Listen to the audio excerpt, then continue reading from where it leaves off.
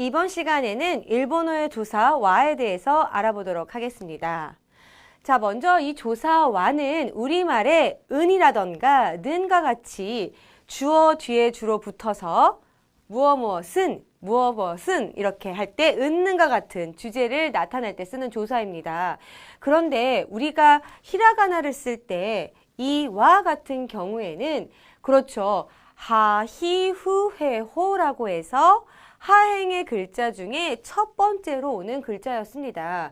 그런데 지금 읽을 때는 제가 하가 아닌 와라고 읽었는데요. 이 일본어의 조사 와 같은 경우에는 무엇무엇은 이라고 할 때 바로 이 조사 이렇게 쓰일 때는 읽는 방법이 조금 다릅니다. 이렇게 와라고 하고 발음을 하면 무엇무엇은 이라고 하는 뜻으로 쓰였구나 라는 것을 알 수가 있죠. 그렇기 때문에 이 글자가 명사 뒤에 붙었을 때는 하라고 읽는 것이 아니라 조사구나 라고 파악을 하고 와라고 읽어야 한다는 것부터 이해를 해 주었으면 좋겠습니다.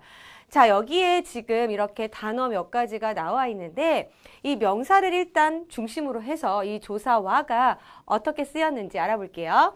먼저 저는 김혜리입니다 라고 하는 우리가 기본적으로 자기소개를 할 때 쓸 수 있는 표현이 나와 있죠. 뭐 아무개입니다 라고 누군가를 만났을 때 보통 이렇게 통성명 하시고 이름 말씀하실 텐데요. 바로 그때 쓰는 표현이 이렇게 됩니다. 먼저 저는 이라고 하는 표현이 나와 있죠. 일본어로 나 이렇게 가리킬 때 1인칭 표현이라고도 하는데 일본어로는 와타시와 라고 합니다. 일단 와타시라고 하는 표현이 여기서는 저는 정도에 해당되는 표현이 되겠죠. 뭐 일본 사람들이 친한 친구끼리 나는 말이야 라고 할 때에도 이 1인칭 표현인 와타시를 쓰는데요. 뭐 공식적으로 누군가를 만났을 때 혹은 뭐 격식을 차릴 때에도 와타시라고 하는 이 1인칭 표현을 씁니다. 그런데 간혹 조금 더 격식을 차려서 회사에서 누군가를 만났을 때라던가 거래처 분을 만났을 때 혹은 이렇게 조금 자기보다 연장자를 만났을 때 저는요 라고 조금 더 격식을 차릴 때에는 이 와타시라고 하는 표현보다 와타쿠시와 라고 해서 중간에 쿠를 넣기도 한답니다. 그런데 일반적으로 우리는 이 1인칭 표현을 할 때는 와타시라고 한다 정도로 이해를 하고 일단 여기서는 활용을 해볼게요. 자, 저는 이렇게 해서 와타시. 자, 중요한 것은 이 는에 해당되는 여기 주어 옆에 이렇게 조사가 와가 왔죠. 이럴 때는 하라고 읽는 것이 아니라 그렇습니다. 와라고 읽고요. 그 다음에 이름을 넣으시고 김우혜리 데스 라고 표현을 해주시면 됩니다. 자, 여기서 하나 일단 이름은 자유롭게 넣어주시면 되는데요. 일본 사람들이 아무래도 이렇게 외국 사람을 표기할 때는 가타카나 외로 표기를 씁니다.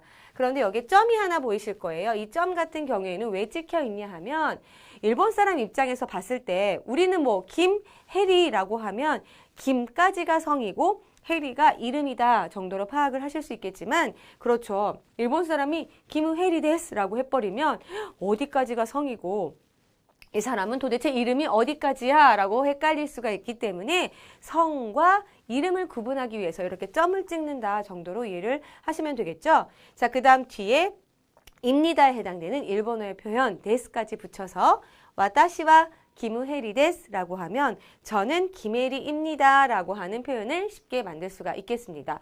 그럼 제가 조승연이기 때문에 저는 조승연입니다 라고 응용을 해보고 싶을 때에는 그렇죠. 와타시와 조승연 데스 라고 하면서 이 와타시라고 하는 명사 활용을 해서 뒤에 제 이름을 넣어서 데스까지 붙여주면 되겠습니다. 자, 그런데 우리가 말이라고 하는 것이 항상 저는 누구누구입니다 라고 소개를 하는 것만은 아니잖아요. 예를 들어서 김혜리는 접니다. 뭐 이렇게 출석부를 부르고 있다라던가 누군가 이렇게 확인을 하고 있는 상황이라면 이렇게도 바꿔 말할 수가 있겠죠. 자, 이럴 때에는 마찬가지로 김혜리는 접니다이니까 우리가 김혜리와 저를 바꾸어서 김우혜리와 와타시 데스라고 하면서 여기에 명사의 와타시를 뒤에다 가지고 오고 그리고 이름인 이 김혜리를 앞으로 끄집어내어서 김혜리와 와타시 데스라고 하면 김혜리는 접니다. 저예요, 저. 이렇게 이야기할 때도 쓸 수가 있겠습니다. 이해가 되셨나요? 자, 이렇게 해서 조사와 어떻게 쓰는지 알아봤습니다.